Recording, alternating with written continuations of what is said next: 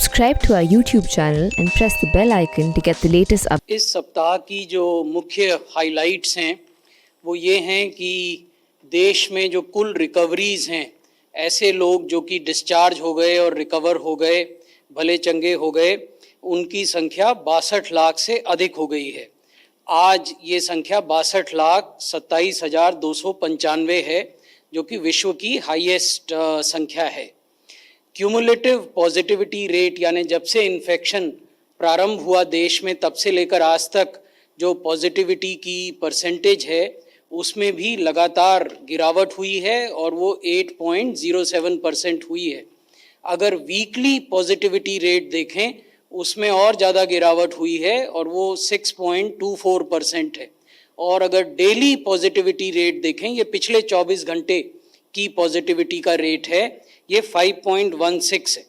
तो तीनों में, क्यूमुलेटिव पॉजिटिविटी रेट में, साप्ताहिक पॉजिटिविटी रेट में और दैनिक पॉजिटिविटी रेट में लगातार गिरावट हो रही है।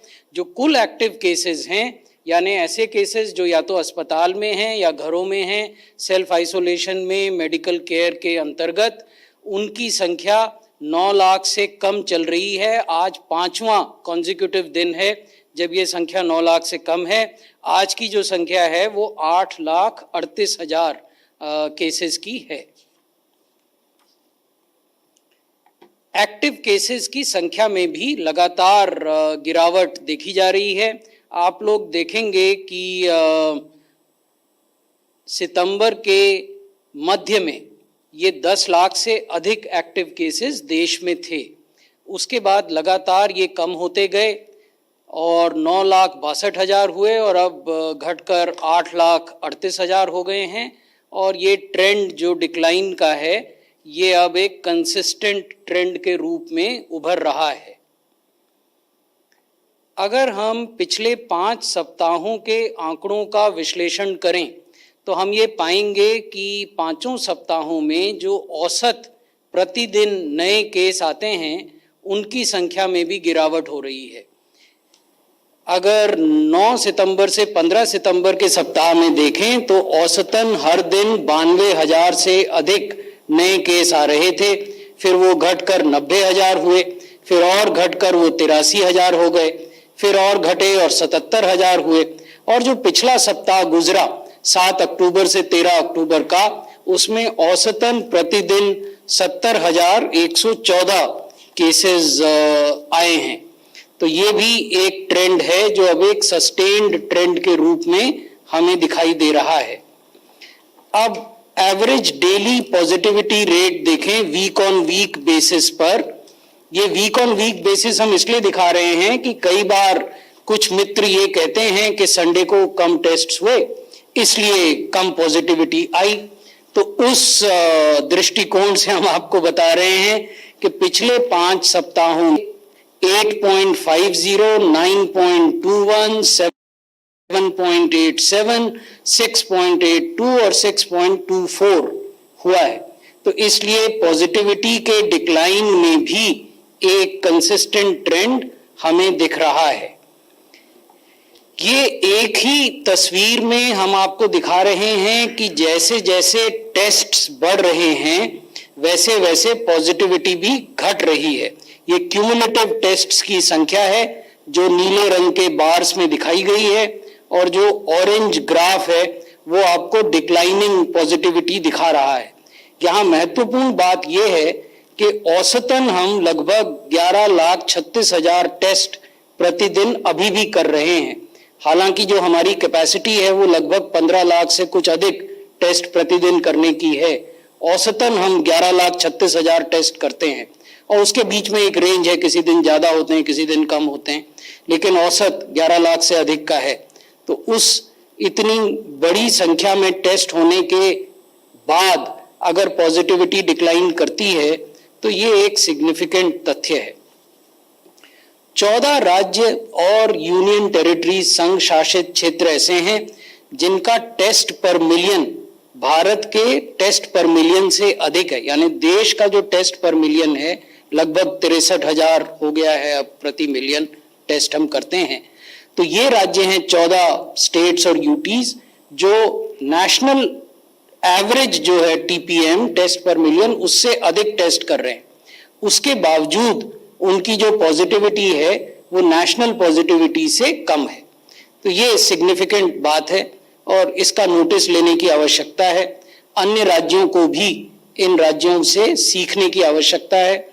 कल ही हमने सभी राज्यों और संघ शासित क्षेत्रों के साथ एक विस्तृत बैठक की थी यूनियन हेल्थ मिनिस्ट्री ने, और वहां भी हमने इस ओर ध्यान आकृष्ट किया था कि हालांकि पॉजिटिविटी डिक्लाइन कर रही है, उसके बावजूद टेस्ट की संख्या और टेस्ट के स्तर को बनाए रखना बहुत जरूरी है।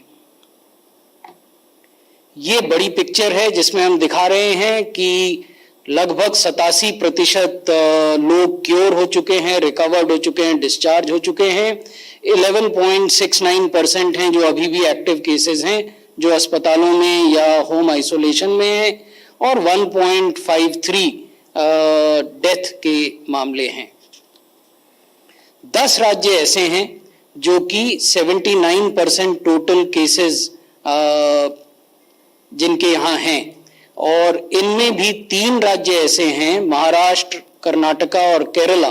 केरला एक लेटर एंट्रेंट है इस सूची में। 2 हफ्ते पहले तक केरल 10 राज्यों की सूची में भी नहीं था, अब वो नंबर 3 पर है। और देश के जो कुल एक्टिव केस हैं उनके 11% केरल में हैं, 25% से कुछ अधिक महाराष्ट्र में हैं और 13% से कुछ अधिक कर्नाटक में हैं। इन राज्यों के साथ हम अलग से विस्तृत बैठक करते हैं और उनके साथ क्या रणनीति आगे होनी चाहिए इस पर भी चर्चा करते हैं।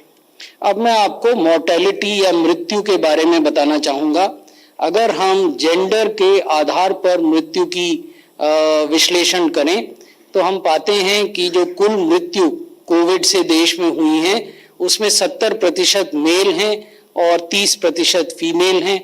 अगर हम कोमॉर्बिडिटीज और एल्डरली यानी आयु के हिसाब से देखें, कोमॉर्बिडिटी मैं आपको अगली स्लाइड में बताऊंगा, आयु के हिसाब से देखें तो 1% मृत्यु हैं जो 17 बरस से नीचे के लोगों में हुई हैं, 1% हैं जो 18 से 25 में हुई हैं, 10% हैं जो 26 वर्ष से 44 वर्ष के आयु के लोगों में हुई हैं, 35% मृत्यु हैं जो 45 से 60 के आयु वर्ग में हुई हैं। ये महत्वपूर्ण है। कई बार जो यंग लोग होते हैं, जो यूथ है, उसको ये लगता है कि हम स्वस्थ हैं, हमारी उम्र कम है, हमको इन्फेक्शन नहीं होगा या हमें इन्फेक्शन होगा तो हम जल्दी रिकवर कर जाएंगे। इन धारणाओं से बचने की आवश्यकता है। तो ये आंकड़े हमें ये दिखाते हैं कि 35% मृत्यु 45 से 60 आयु वर्ग के लोगों में हो रही है और 60 वर्ष से ऊपर के आयु में 53% मृत्यु है। अब मैं कोमॉर्बिडिटी की ओर आपका ध्यान आकृष्ट करूंगा। ये केस फेटेलिटी रेट का एनालिसिस है जिसमें हम बता रहे हैं कि 45 से 60 वर्ष के जो लोग हैं, अगर उनको कोमॉर्बिडिटीज भी हैं तो उनको खतरा ज्यादा है। यानी 13.9% मृत्यु कोमॉर्बिडिटीज वाले लोगों की हुई और केवल 1.5% जो मृत्यु हैं वो बिना कोमॉर्बिडिटीज के लोगों को हुई इस एज ग्रुप में। The age group of 45 to 60 years has seen 13.9% deaths in comorbid conditions and only 5% deaths without comorbidities. 60 साल से अधिक आयु वर्ग के लोगों में 24.6% डेथ्स हैं जो कि कोमॉर्बिडिटी वाले लोगों में हुई और 4.8 है जो बिना कोमॉर्बिडिटी में हुई। वैसे ही 45 बरस से कम आयु के लोगों में 8.8% डेथ्स कोमॉर्बिडिटीज की कंडीशंस में हुई और 0.2 बिना कोमॉर्बिडिटीज के हुई। अगर हम ओवरऑल देखें तो 17.9% डेथ्स हैं जो कि कोविड पॉजिटिव भी थे और कोमॉर्बिड भी थे। तो ये बताता है कि जो कोमॉर्बिड लोग हैं यानी जिनको कि कार्डियक इश्यूज हैं, रीनल इश्यूज हैं, जो ट्रांसप्लांट रिसिपिएंट हैं, जो कैंसर से पीड़ित हैं, ऐसे लोगों को अधिक सुरक्षा बरतने की आवश्यकता है। और जो कुल मृत्यु हुई उसमें केवल 1.2% हैं जो विदाउट कोमॉर्बिडिटीज की हुई। देश का जो केस फर्टिलिटी रेट है, to put this slide into perspective, the country's case fertility rate is 1.53. So 1.53% compared to 17.9% with comorbid people and 1.2% for people without comorbidities. Thank you. Thank you very much, sir. Now I request Secretary Information Broadcasting, sir.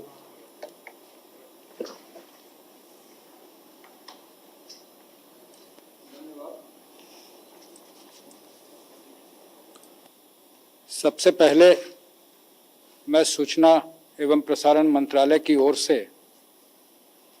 सभी media बंधुओं को धन्यवाद देना चाहूँगा कि Covid का संवाद और कोविड से बचाव के बारे में पूरे देश में जानकारी पहुंचाने में आपका अहम योगदान रहा है। I do feel and appreciate that media has been prominent in taking the message of precautionary steps to be taken against COVID-19 throughout the country, and it has played a very important role, and I must thank and appreciate the media for it. आगामी जो season आ रहा है उसमें दशहरा से लेकर new year, Christmas और new year तक लगातार कई तरह के धार्मिक और अन्य उत्सव हैं. There is a season of religious and other festivities. There is also the upcoming winter season, and Dr. Paul will brief us about it. And the economy is opening up. And while opening up the economy, we do need to take precautions. As you are already aware, we have permitted the schools to open up. The SOPs for colleges are also coming. From 15th October, that is day after tomorrow, even the cinema halls will open in many places. Therefore, on one hand, we have this opening up of the economy and different sectors. On the other hand, we also have the need to take precautions.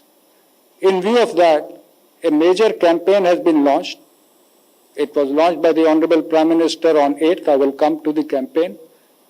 Very simple 3 messages: wear mask, maintain safe distance. We are not talking about social distancing. Socially we are together, physically we have to be apart.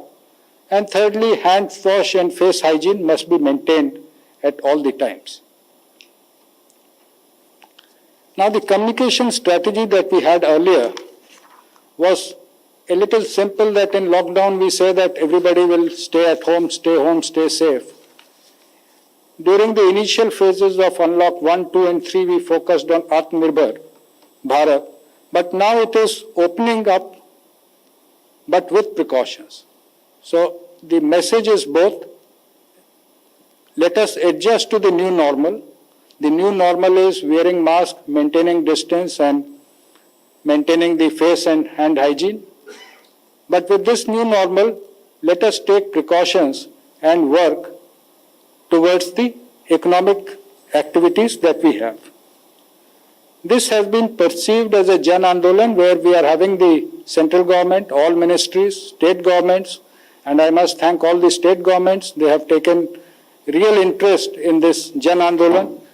As I said, it is a campaign which will be from October to November, an intensive campaign, and then it will continue till March in various forms, so that we are able to reach out to almost 90 crore people. That is what we are targeting, the 90 crore people in this country.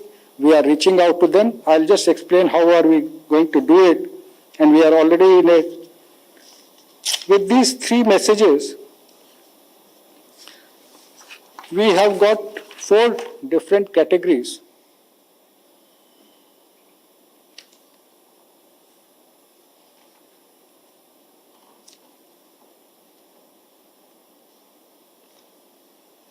Next, please.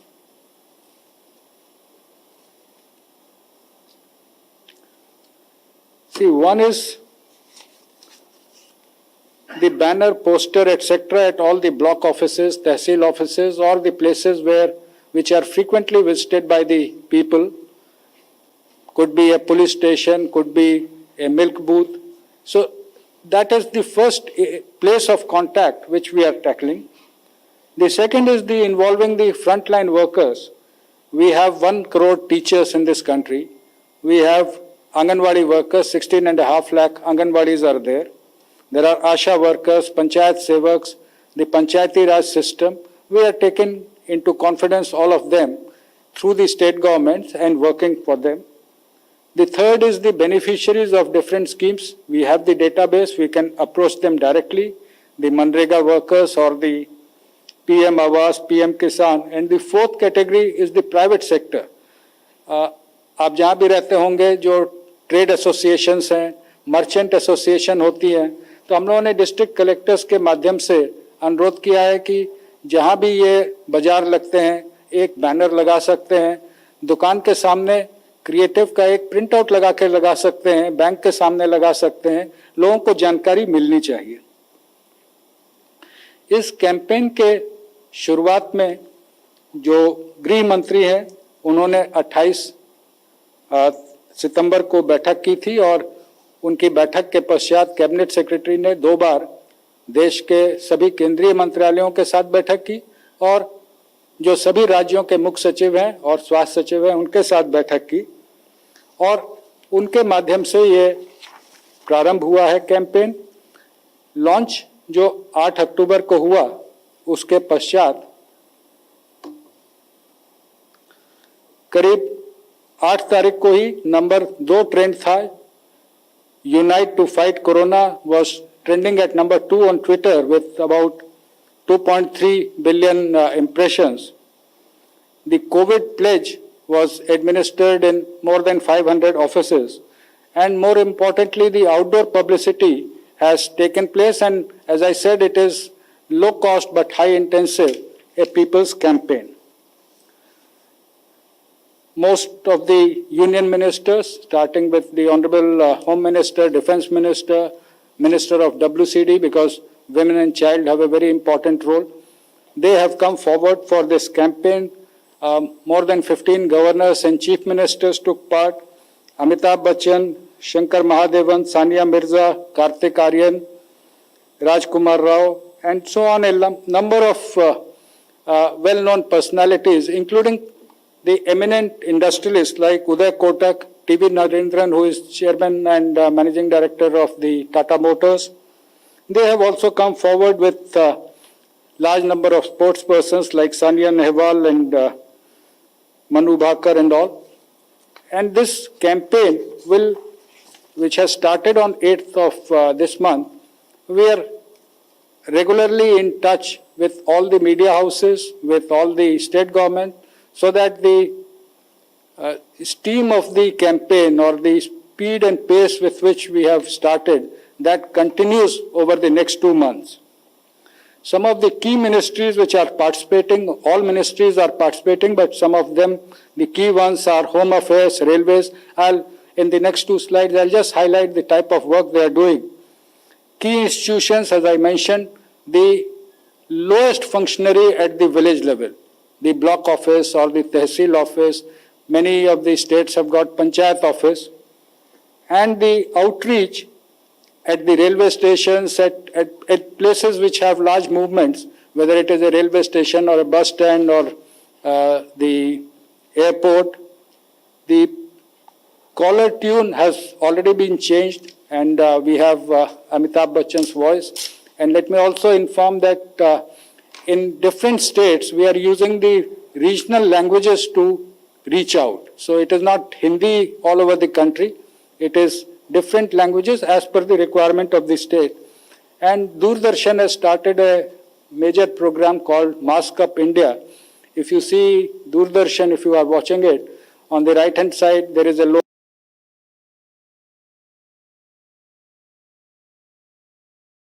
Mask Up India. The state governments have come forward, many of the states, some of them even started the campaign from 2nd October, Gandhi Jayanti, for example.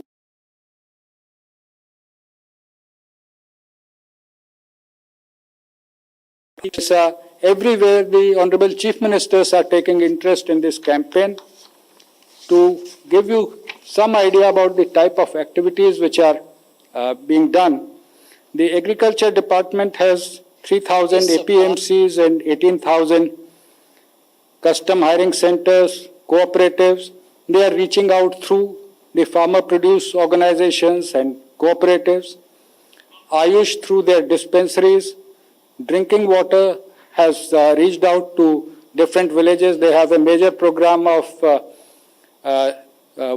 supply of water through the piped water supply. They have a major program. Women and child is playing a very key role with their 13.83 lakh Anganwadi centers. They have Anganwadi workers, helpers, and they are taking the message across. Consumer affairs and food and public distribution, we have about 5.46 lakh public distribution shops all over the country, and they are taking this message so the poorest of the poor, when they approach the PDS shop, the message is displayed there so that it is visible and they can take action. The Home Ministry has already issued directions to all the battalions of NDRF, CRPF and other paramilitary forces, and all the states are also collaborating so as to take this message through the beat constables. In fact, I went around in Delhi, and even the police vans which are parked in different market areas, the petrol van of police, Delhi police, they are announcing, and this is also being done.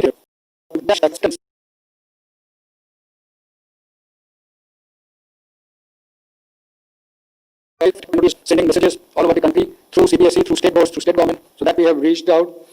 Railways, I must appreciate and thank them that as soon as anybody tries to book a ticket on IRCTC, immediately the message comes. As soon as the website is open, there is a message about the precautions to be taken against COVID.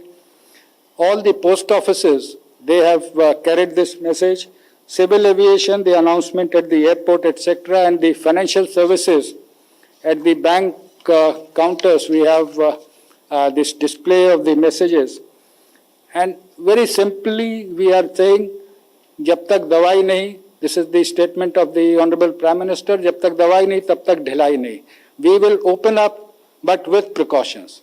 And the three precautions about face mask, about maintaining the safe distance, and hand and face hygiene.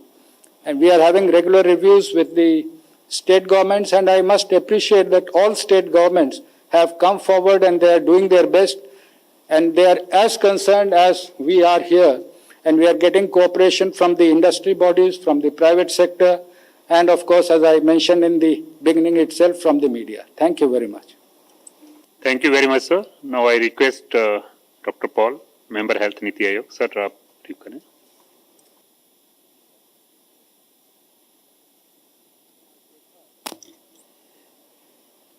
कि pandemic के spread में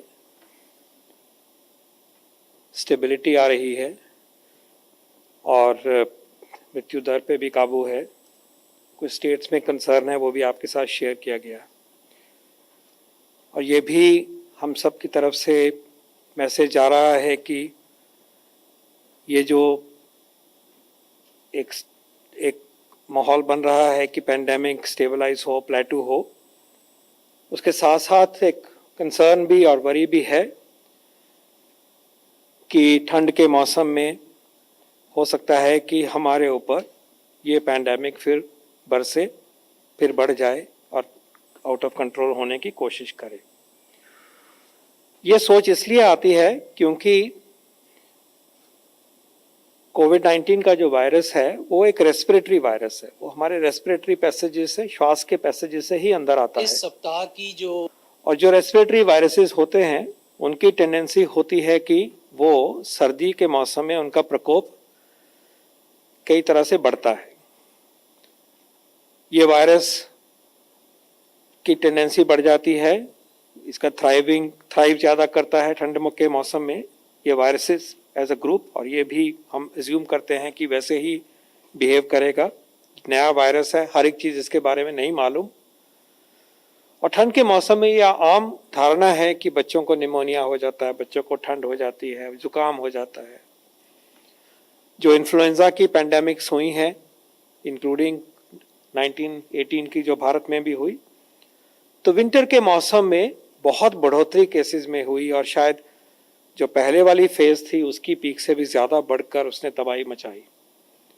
तो एक common सोच है कि winter में हमें और भी प्रिकॉशन लेनी चाहिए। ये सब कुछ जो संजोया गया है इस देश ने इकट्ठे होके, वो सब उसका नुकसान हो सकता है, वो सब हमसे छिन सकता है। और अगर आप नज़र डालें यूरोप में, यूएस में, तो ये होना भी शुरू हो गया है। हो सकता है उसके और भी फैक्टर हों, लेकिन क्लियरली एक चीज़ दिखाई देती है कि विंटर के आने के बाद बहुत सारे देशों में नए केसेस आए हैं और ये भी दिख रहा है कई कई जगह पे कि जो उनकी पीक है वो पुरानी पीक से कहीं ज़्यादा है। डेथ्स कम हो रही हैं शायद क्योंकि हेल्थ सिस्टम अब समझ गया है, लेकिन सेकेंड पीक्स आ रही हैं और लॉकडाउन्स भी हो रहे हैं कई देशों में, जैसा कि आपको मालूम है। तो हम इस सारे को नज़र में रखते हुए असावधान नहीं हो सकते और ज़्यादा तैयारी, हर तरफ से तैयारी इसकी होनी चाहिए। और उसको एक मेन मुद्दे पे हम आ रहे हैं कि बचाव कैसे करें। और दूसरा एक और भी संदर्भ है कि ये त्योहारों का सीज़न है, हर धर्म के त्यौहार इसमें आ रहे हैं, हर प्रदेश के त्यौहार इन महीनों में आते हैं। जब त्यौहार आते हैं हम इकट्ठे होते हैं, हम एक दूसरे से मिलते हैं और ये बातें जो हम करते हैं ये वायरस को भी अच्छी लगती हैं। जब हम इकट्ठे होते हैं तो वायरस से एक से दूसरे, दूसरे से 4, 4 से 8 और 8 से 16 को जाता है या 64 पे जाता है। तो वही जो चीज़ें हमें अच्छी लगती हैं इस पीरियड में, उसका फ़ायदा वायरस उठा के एक सिचुएशन पैदा ऐसी कर सकते हैं कि जिसमें कि इकट्ठ होने वाले जो इवेंट हैं हमारे, वो सुपर स्प्रेडर इवेंट्स बन सकते हैं कि बहुत सारे लोगों का नुकसान हो जाए। हमें ये तो अब ज्ञात है कि इन्फेक्शन जो है वो सिम्टम आने के 2-3 दिन पहले से ही फैलनी शुरू हो जाती है, इसको पकड़ा नहीं जा सकता। ये पक्की बात है, अब हमें समझ आ रही है। उस टाइम पे व्यक्ति में कोई खराबी भी नहीं होती, कोई सिम्टम नहीं होता है, कोई भी लक्षण नहीं होते, तो इनोसेंस वाली फेज है, उसका भी कसूर नहीं है। लेकिन हम क्यों ऐसी सिचुएशंस पैदा करें जहाँ पे कि ऐसा व्यक्ति हो वहाँ पे जहाँ की और लोग हैं तो उनके ऊपर जाए। तो ऐसी सिचुएशन पैदा करना जो है हमारे हित में नहीं है। ऐसी सिचुएशन को पैदा हमने नहीं होने देना है और ये जिम्मेवारी अपने लिए, अपने परिवार के लिए भी है और दूसरों के लिए भी है, देश के लिए भी है। और इन दोनों को ही पर्टिकुलरली मुद्दे सामने रखते हुए माननीय प्रधानमंत्री जी के आदेशों के मुताबिक, उनकी गाइडेंस के मुताबिक एक जो जन आंदोलन की शुरुआत हुई है 8 अक्टूबर को, उनका आज खरे साहब ने हमें डिटेल में समझाया। उसके पीछे मैसेजेस हैं, उनको हमें बताया कि 3 मैसेजेस हैं जो सबसे ज़्यादा ज़रूरी हैं इस दौड़, इस बचाव के लिए, और कैसे इसको प्रक्रिया से जुड़ के, स्टेट गवर्नमेंट्स के साथ जुड़ के, सरकारी तंत्र के साथ जुड़ के और जनता के साथ जुड़ के इसको आगे ले जाना चाह रहे हैं। लेकिन मैसेजेस बताए जा सकते हैं, उनको विदित किया जा सकता है, दिखाया जा सकता है, लेकिन असली तो फर्क तब है कि जब ये बदलाव आएगा, आदत का बदलाव, बिहेवियर में चेंज आएगी, अनुसरण उसके हिसाब से होगा। और वो इक्वल नहीं मान सकते, क्योंकि मास्क लगाने की बात है, जैसे प्रधानमंत्री जी ने बहुत दिनों पहले भी हमें सबको बताया था कि ये करना चाहिए, लेकिन अगर हम इधर उधर नजर देखें तो उस तरह का अनुसरण नहीं हो रहा, अनुपालन नहीं हो रहा। तो आज एक विनती लेके हम सरकार की तरफ से शामिल हुए हैं आपके साथ, मीडिया के द्वारा और इस प्रेस कॉन्फ्रेंस के द्वारा सबको ये रिक्वेस्ट करना चाह रहे हैं कि कोरोना के खिलाफ जो लड़ाई है हमारी, वो एक नए डायमेंशन में, नई स्टेज पे आप पहुंच गई है। आप देख रहे हैं कि सबके एफर्ट के साथ एक स्टेबलाइजेशन हुआ, प्लेटू हो रहा है, और हम चाहेंगे ये प्लेटू गिरता गिरता गिरता खत्म हो जाए जल्द से जल्द, ये सबकी इच्छा है।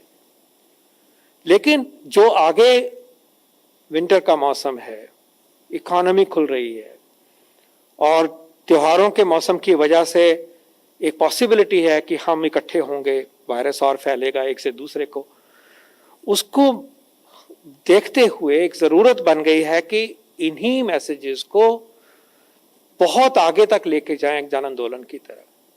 और अगर आप ये देखें कि इस तरह की जो कैलेमिटी है, इस तरह की जो मुसीबत है, वो हमारी लाइफ टाइम में इसी बारी आई है। तो इसलिए ये जन आंदोलन भी ऐसा होना चाहिए जो कि अनप्रेसिडेंटेड हो, जिसका जोर, गति, पार्टिसिपेशन इतना ज्यादा हो कि 90 करोड़ की बात कर रहे हैं कि पहुंचेंगे हम, ये इंटेंशन है, कोशिश है, लेकिन 90 करोड़ के और 140 करोड़ तक पहुंच के जो बदलाव होना चाहिए, असली मुद्दा और असली जीत उसी में है, क्योंकि वही हमें इस कोरोना की लड़ाई में इस स्टेज पे एक पूरे जोर से विजय की तरफ लेके जाएगा। अब इसमें अगर हम थोड़ा सा साइंस पे हट के वापस आए तो क्या दिखाई देता है, जैसे कि मैंने इसी मंच से कई बार कहा कि जो इस लड़ाई में सबसे अच्छी बात है कि हमारा बचाव ही हो जाए, हमें कोरोना पकड़े ही नहीं। जब पकड़ लेता है तो अस्पताल में जाना है, टेस्ट करवाना पड़ता है, जिस लोकेलिटी में हुआ हमें कंटेन करना पड़ता है, मुसीबत सहनी पड़ती है, फिर एक बड़ा फैसले लिए जाते हैं कि उसमें आप लॉकडाउन करिए, जिंदगी रुक जाती है, नुकसान होता है, डेथ्स होती हैं। तो अगर बचाव ही हमारी पहली स्ट्रैटेजी है तो हमारे पास सिर्फ दो रास्ते हैं। एक रास्ता है कि एक वैक्सीन होगा किसी जमाने में, किसी टाइम पे, किसी स्टेज पे, तो वैक्सीन लग जाएगा, वायरस नहीं पकड़ेगा। लेकिन जब तक नहीं है तो फिर एक ही रास्ता रह गया कि हम कोविड अप्रोप्रिएट आचरण को अपनाएं और वो जीरो इन हो जाता है इन्हीं तीन चीजों के ऊपर, और कोई रास्ता ही नहीं है बचाव का। और बचेंगे, टाइम निकल जाएगा, जिंदगियां बच जाएंगी, और जो थोड़ा बहुत होगा उसको हम अच्छी तरह से संभाल सकते हैं, जैसे कि हम सब ने, देश ने करके दिखाया। और फिर एक डायमेंशन आ जाएगी कि जब हमें इसकी वैक्सीन की उपलब्ध हो जाएगी और हम इसको विजय करके आगे बढ़ जाएंगे। तो बचाव के बारे में जितना भी हम सपोर्ट कर सकें, जितना भी कह सकें, वही कम है। बचना सबसे बड़ी बात है। मास्क रोकता है ड्रॉपलेट्स को, जो वायरस लेकर होकर दूसरे को ना जाए, कहीं और से आ रही हैं उसको रोकता है। लेकिन हमने मैसेज में यह भी कहा है कि सही से मास्क पहने। बहुत ये भी देखा जाता है कि मास्क लगाया लेकिन वो फेस से उतरा हुआ है, गले में लटक रहा है, कहीं गिरा हुआ है। मास्क को सही तरीके से लगाना जो है वो बहुत जरूरी है, और उसके बड़ा सिंपल प्रिंसिपल है कि उसमें नाक कवर होना चाहिए, मुंह कवर होना चाहिए और सटा हुआ होना चाहिए, ताकि श्वास के रास्ते से ये वायरस ना तो कहीं बाहर जाए, आपसे दूसरे को लगे और दूसरे से आपको लगे। ये आपकी पर्सनल शील्ड है, आपके लिए पर्सनल है। बाकी चीजें औरों ने करनी है तब आप बचोगे, लेकिन ये तो हम खुद कर सकते हैं अपने लिए, समाज के लिए, परिवार के लिए, देश के लिए। तो सबसे महत्वपूर्ण बात है कि मास्क पहना हो। सार्वजनिक जगह पे हैं तो मास्क तो बिल्कुल 100% पहना हुआ होना चाहिए, कोई डाउट ही नहीं है। और इससे हम कोरोना की जो वृद्धि है उसको 36 से 50% ही रोक सकते हैं, कम से कम, बताइए। और नो कॉस्ट है देखा जाए तो इसको प्लीज अपनाइए। और मास्क को लगाने के बाद में फालतू में हाथ नहीं लगाने हैं, और हाथ लग भी जाए तो फिर दूसरा मुद्दा आता है कि हमने अपने हैंड की हाइजीन रखनी है, हाथ को साफ रखना है। क्योंकि अगर ये ड्रॉपलेट वायरस क्लेडन हमारे हाथ पे आते हैं तो वो सफाई होती रहे, बार बार हम ये करेंगे तो ये आगे भी नहीं जाएगा और अपने को भी नहीं लगेगा, हमारे अंदर भी नहीं गए। ये दूसरा बिहेवियर है, दूसरा मुद्दा है, दूसरा वैक्सीन है जो कि हम चाहते हैं कि सब लोग अपनाएं। और तीसरा है कि 2 गज की दूरी लगाएं, नहीं क्राउड करिए। वायरस के लिए इतनी दूरी को पूरा करना आसान नहीं है। पास में रहेंगे तो पास जाता है, छींक से जाता है, बोलने से जाता है, ड्रॉपलेट से जाता है। तो ये 3 मुद्दे जो हैं, सही से मास्क पहने, हाथ धोएं बार बार, निभाएं 2 गज की दूरी, इनको ही अपनाने की आज हम बहुत विनती से अपील करना चाहेंगे सबको। और ये मानना है कि जब तक दवाई नहीं है तब तक इन चीज़ों की ढिलाई नहीं हो सकती। और पर्टिकुलरली हम सब आपको ये रिक्वेस्ट करेंगे कि मीडिया इस बात को आगे बढ़ाए, ये तो जो आपको दर्शाया गया है ये तो एफर्ट सरकार का है। इसके ऊपर जन आंदोलन के रूप में जनता की भी भागीदारी अपने आप से होनी चाहिए। क्या और कर सकते हैं हम इसको बढ़ाने के लिए? अपनी लोकेलिटी में, अपने समाज में, अपने आसपास बहुत कुछ किया जा सकता है।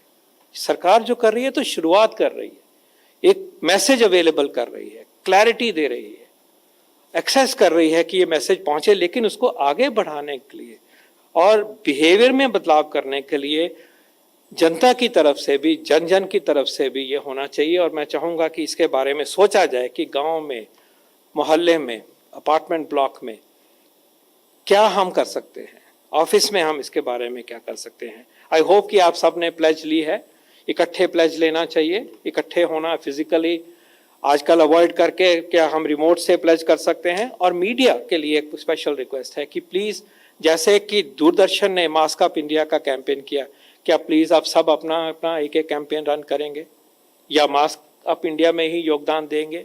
क्या हम इतनी विजिबिलिटी मास्क अप की करें और 3 मैसेजेस की करें कि हर जन को ये पता हो कि ये बिहेवियर करना, और ऐसा होने से माहौल बदलेगा।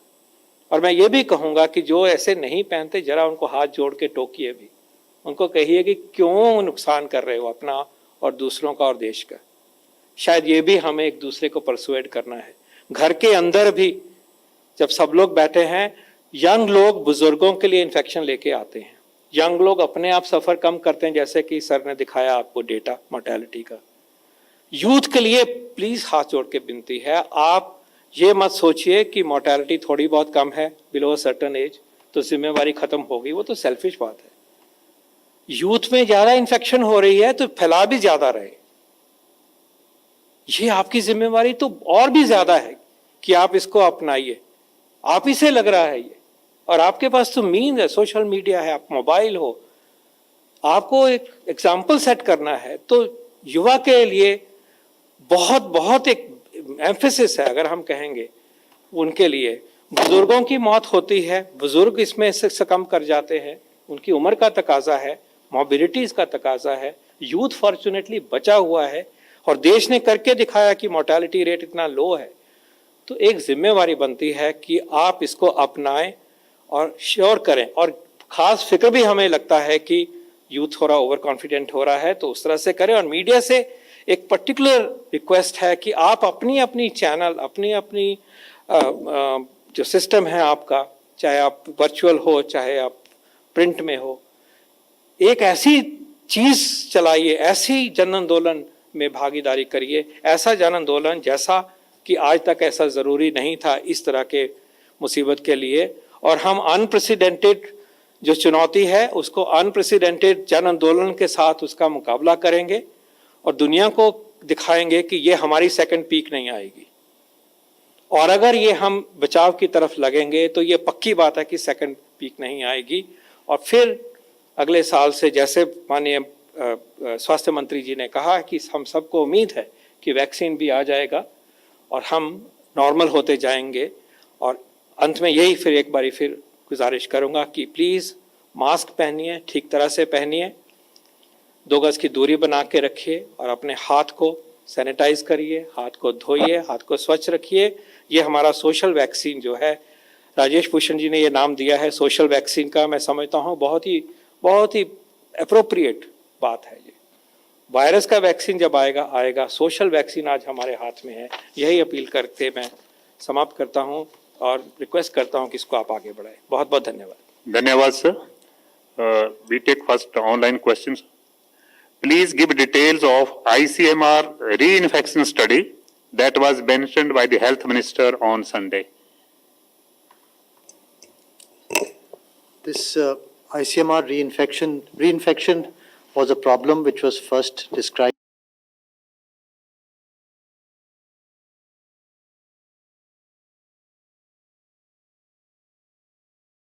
We have assumed, as the life of the antibodies also 4 months is generally touted, that the antibodies are persisting by some studies. So it is still work in progress, and we will get back to you as soon as we have the results of the reinfection data. Thank you, sir. Number 9. Sir, Nitendra DD news से doctor Paul के हवाले से खबर छपी है कि दिल्ली में 15,000 cases आने वाले दिनों में पर डे दिखेंगे। क्या इस तरह के और भी किसी राज्य या किसी शहर के लिए प्रिडिक्शन किया गया है और इसके पीछे वजह क्या है और इसके लिए लोगों को क्या करने की जरूरत है? जो बात दिल्ली के 15,000 केसेस की बात आप कर रहे हैं, वो शायद उसका ताल्लुक है कि जो दिल्ली सरकार ने पिछले दिनों अपनी स्ट्रेटजी को रिवाइज किया और डिस्कशंस उसके बारे में जो हुई एनसीडीसी के साथ और एक्सपर्ट ग्रुप के साथ, उसमें इस चीज़ का उल्लेख किया गया है कि हमें तैयारी कितनी करनी चाहिए दिल्ली में।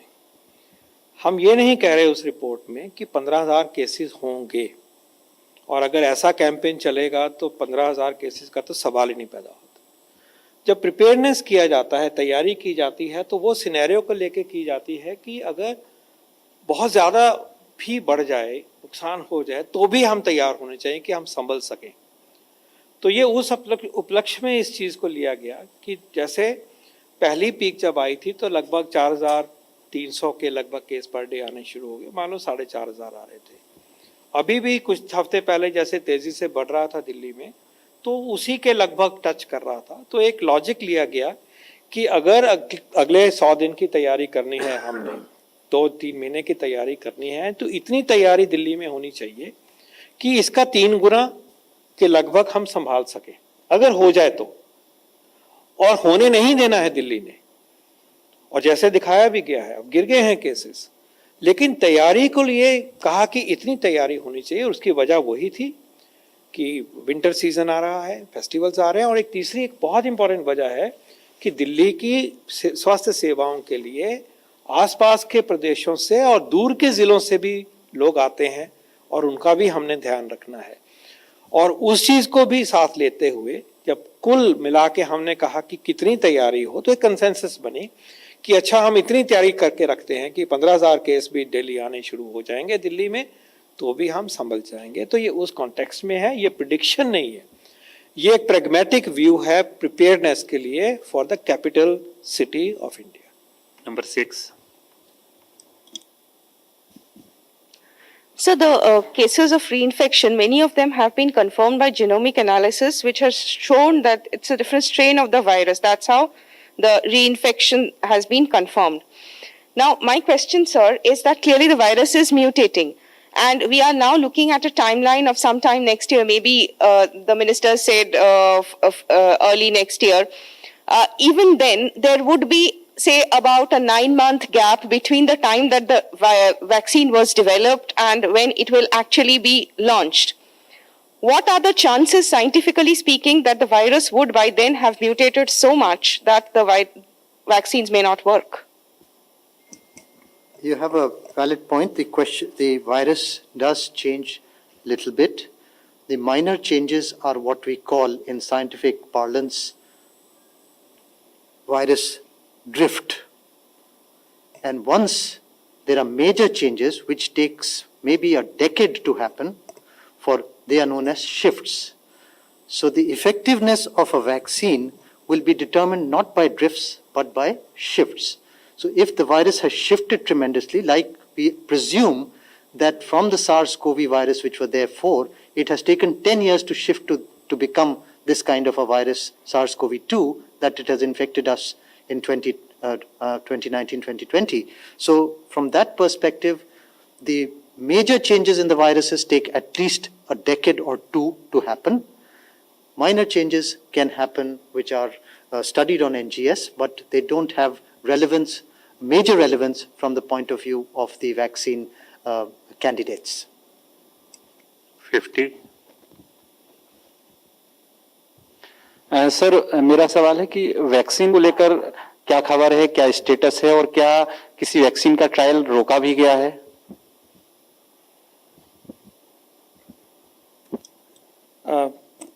वैक्सीन के अपडेट पहले तो अच्छे वाले अपडेट हैं, मैं कहूँगा लार्जली, कि जो भारत के 2 वैक्सीन्स हैं इंडिजिनस, ICMR वैक्सीन और कैडिलासाइटिस वैक्सीन, दोनों की क्लिनिकल ट्रायल की फेज़ 2 ट्रायल की जो फेज़ है, उसका एनरोलमेंट और उसका कामकाज मोरलेस हो गया है, और वो फाइनल स्टेज में ऑब्जर्वेशन है जो वॉलंटियर्स हैं, और जहाँ तक मेरी जानकारी है इसका रिज़ल्ट जो है पहले अर्ली पार्ट ऑफ नवंबर में हमारे पास फेज़ 2 के रिजल्ट्स आ जाएंगे, और उसके बेस के ऊपर फिर आगे की स्ट्रेटजी बनेगी।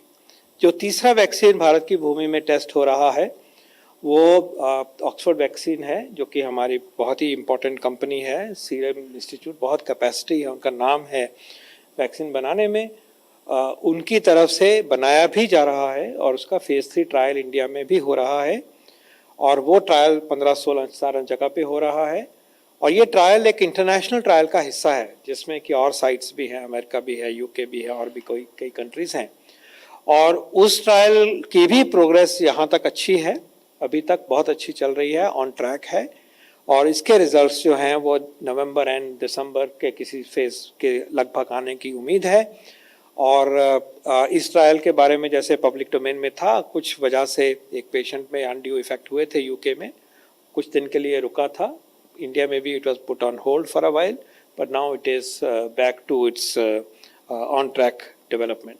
तो ये अच्छे डेवलपमेंट्स हैं, और वैक्सीन की जो प्रिपेयर्डनेस है वो जैसे हम बार बार आपको पहले भी बता चुके हैं, उसकी प्रिपेयर्डनेस के लिए हर मुद्दे की तरफ से तैयारी जो है वो भी इन पैरेलल चली हुई है कि जब भी वैक्सीन अवेलेबल होगा कोई देर नहीं होगी उसको हम सब तक पहुंचाने के लिए। 21. My question is to Secretary INB. Sir, you laid so much stress on correct messaging, as most of you did. This very stage was used on another occasion to say that cow dung can be used in some chips which can help avoid radiation, etc. So don't you think that when so much stress has been given to avoid any improper messaging, such improper messages do a lot of harm to in general public health communication?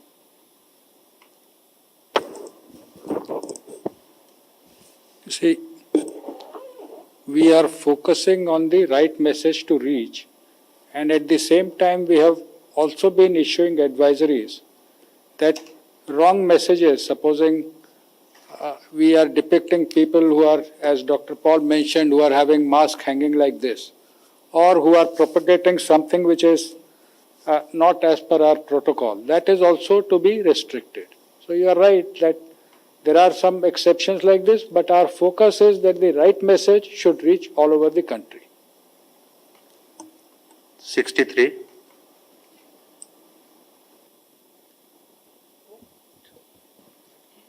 Okay. 14.